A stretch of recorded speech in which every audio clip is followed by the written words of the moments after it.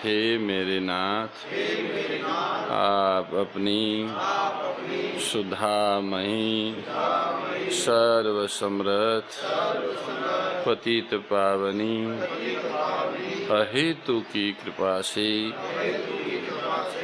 दुखी प्राणियों के हृदय में त्याग का बल एवं सुखी प्राणियों के हृदय में गौ सेवा का बल प्रदान करें, जिससे वे सुख दुख के बंधन से मुक्त हो आपके पवित्र प्रेम का आस्वादन कर कृतकृत्य हो जाएं। ओम आनंद, ओम परमानंद, ओम सच्चिदानंद। नारायण नारायण नारायण नारायण नारायण नारायण नारायण। सर्वेश्वर सच्चिदानंद घन परम पिता परमात्मा की अहेतु की कृपा से आप हम सभी को गोधाम मातृ पथमेड़ा के आनंदवन परिसर में शस्त्रों गौओं के मध्य श्रीमद् भगवत गीता की दिव्य वाणी का श्रवण पठन मनन चिंतन करने का सुअवसर प्राप्त हो रहा है। भगवान सबके अंतर्यामी हैं और अंतर्यामी रूप से वे सबके उपदेष्टा है, सबको उपदेश करते हैं। कोई कोई सजग आत्मा अंतर्यामी रूप से ईश्वर के उपदेश को सुनती हैं और उसके अनुसार परमार्थ पथ पे आगे बढ़ती हैं। तथापि सभी जीवों को अंतर्यामी रूप में स्थित परमात्मा की प्रेरणा का पता नहीं लगता है। जिनको अंतर्यामी रूप से स्थित परमात्मा की प्रेरणा का ज्ञान नहीं हो पाता है, ऐसी बड़ी संख्या है। कोई कोई विरल पुरुष ही अंतर्यामी स्वरूप ईश्वर की प्रेरणा को समझ सकते हैं और उसके अनुसार चल सकते हैं। अधिकतर प्राणी बाहर से मार्गदर्शन और प्रेरणा प्राप्त करते हैं।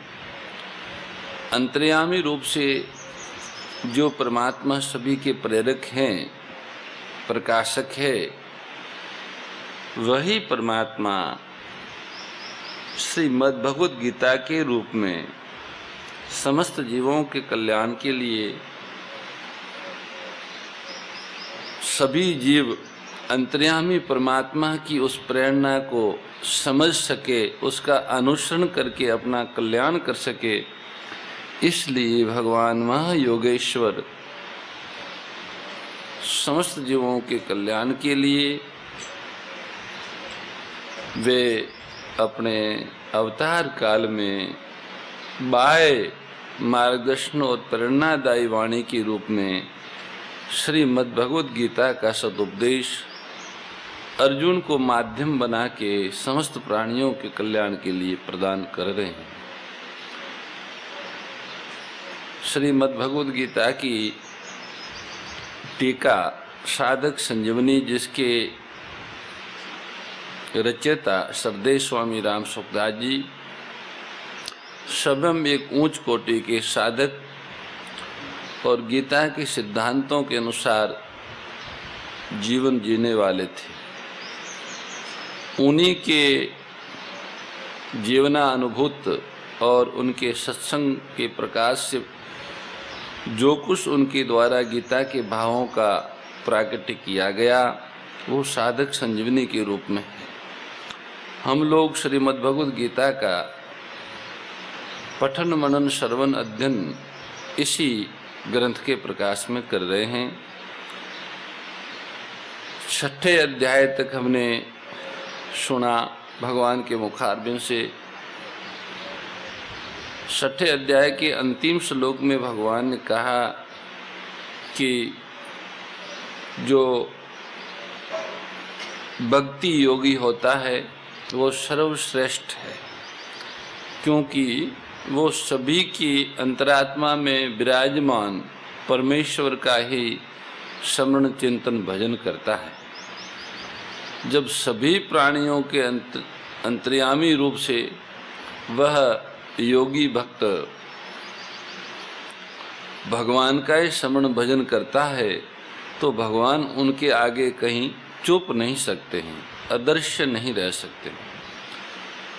जिस तरह से भगवान उस योगी भक्त के सामने अदृश्य नहीं रह सकते, ऐसे ही भगवान कहते हैं कि वो भक्त भी सदा मेरी दृष्टि में ही रहता है। भक्त तो सदा भगवान की दृष्टि में होता ही है, परंतु भक्त जीव की दृष्टि जब भगवान की तरफ जाती है, भगवत विमुखता मिटती है, तब उसको भगवान सब जगह दिखते हैं। श्री भगवान ने 6ठे अध्याय के 46वें श्लोक में योगी की महिमा कही और 47वें श्लोक में कहा कि योगियों में भी जो मुझ में श्रद्धा प्रेम करके मेरा भजन करते हैं वे भक्त सर्वश्रेष्ठ है। भक्तों को जैसे भगवान की याद आती है तो वे उसमें तल्लीन हो जाते हैं, मस्त हो जाते हैं। ऐसे ही भगवान के सामने भक्तों का विशेष प्रसंग आता है तो भगवान उसमें मस्त हो जाते हैं। इसी मस्ती में सरोबोर होते हुए भगवान अर्जुन के बिना पूछे ही 7वें अध्याय का विषय अपनी तरफ से प्रारंभ कर देते हैं। ओम श्री परमात्मने नमः। अथ 7मो अध्याय। श्री भगवान उवाच मय्यासक्तमना पारत योगं योजनमदाचर्य असंशयं समग्रं माम यथा ज्ञास्यसि तच्छृणु। श्री भगवान बोले, ही प्रथानंदन, मुझ में आसक्त मन वाला मेरे आश्रितों के योग का अभ्यास करता हुआ तू मेरे जिस समग्र स्वरूप को निसंदेह जिस प्रकार से जानेगा उसको उसी प्रकार से सुनो। मयासक्त मना, मेरे में ही जिसका मन आसक्त हो गया है, अधिक स्नेह के कारण जिसका मन स्वाभाविक ही मेरे में लग गया है, चिपक गया है, उसको मेरी याद करनी नहीं पड़ती, प्रत्युत स्वाभाविक मेरी याद ही आती है और विस्मृति कभी होती ही नहीं। ऐसा तुम मेरे में मन वाला हो जाओ। जिसका उत्पत्ति विनाशील वस्तुओं का और शब्द स्पर्श रूप रस तथा गंध का आकर्षण मिट गया है, जिसका इस लोक में शरीर के आराम आदर सत्कार और नाम की बड़ाई में तथा स्वर्गादि परलोक के भोगों में किंचन मात्र भी खिंचाव आसक्ति या प्रियता नहीं है, प्रत्युत केवल भगवान की तरफ ही खिंचाव है, ऐसे पुरुष का नाम मयासक्त मना है। वो पुरुष भगवान में आसक्त हो गए हैं। साधक भगवान में मन कैसे लगाएं जिससे वह मयासक्त मना हो जाए, इसके लिए 2 उपाय काम में लिए जा सकते हैं। साधक जब सच्ची नियत से भगवान के लिए ही जप ध्यान करने बैठता है तब भगवान उसको अपना भजन मान लेते हैं। जैसे कोई धनी आदमी किसी नौकर से कह दे कि तुम यहाँ बैठो, कोई काम होगा तो तुम्हारे को बता देंगे। किसी दिन उस नौकर को मालिक ने कोई काम नहीं बताया, वह नौकर दिन भर खाली बैठा रहा। और शाम को मालिक से कहता है बाबू मेरे को पैसे दीजिए। मालिक कहता है तुम सारे दिन बैठे रहे, पैसे किस बात के? तो वह नौकर कहता है बाबूजी सारे दिन बैठा रहा इस बात के।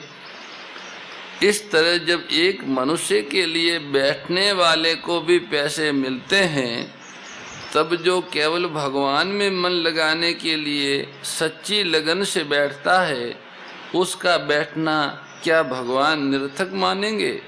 तात्पर्य ये हुआ कि जो भगवान में मन लगाने के लिए भगवान का आश्रय लेकर भगवान के भरोसे बैठता है, वह भगवान की कृपा से भगवान में मन वाला हो जाता है।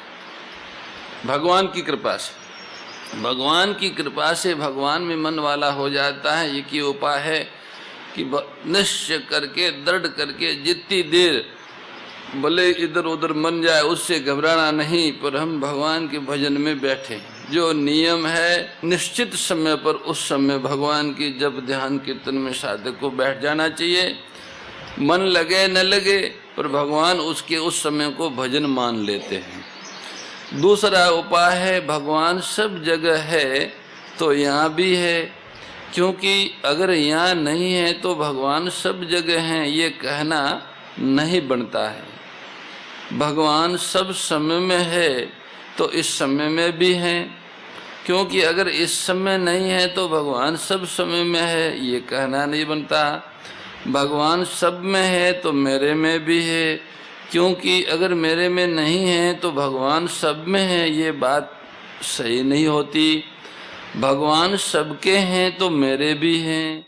राग द्वेष विदारिणी कारिणी मोद सदा ओ मैया कारिणी मोद सदा भव भय हारिणी तारिणी भव भय हारिणी तारिणी परमानंद प्रदा ओम जय भगवद गीते।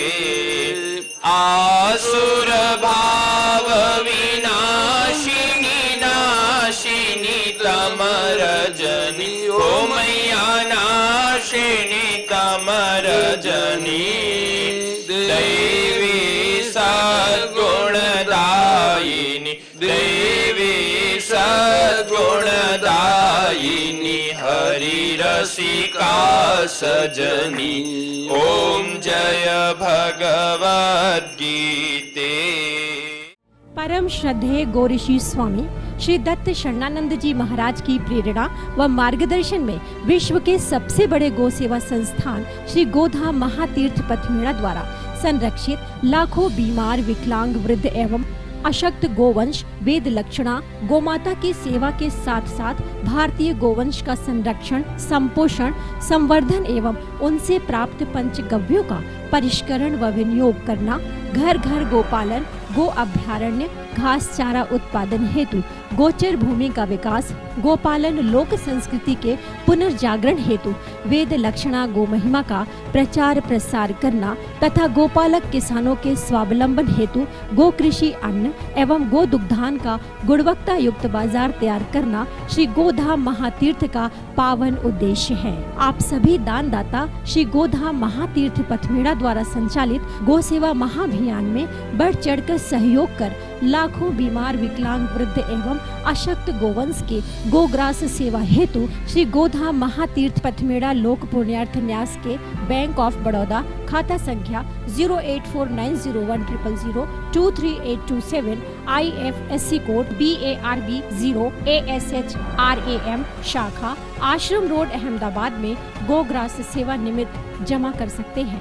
अधिक जानकारी के लिए संपर्क करें 7742093179 7665059999 7073000151।